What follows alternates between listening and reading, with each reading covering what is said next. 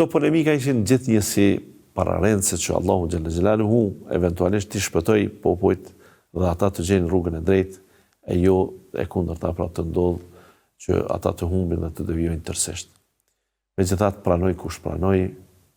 mësoj kush mësoj, por vjen kjo tjetër në fund, pësoj kush pësoj. Mbeten profetet, mbeten kujtimet për ta, përmendja e tyre, historia, krenaria me ta, ndërka që u zhdukën popujt e tyre dhe nuk pati kush që të vazhdoj atë rrugën e tyre të devijimit,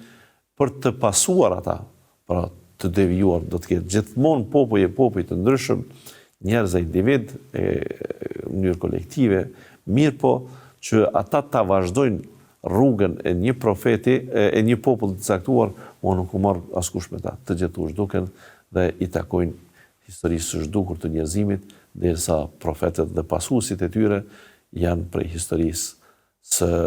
famshme të njerëzimit, pra që vetë bota krenohet me ta.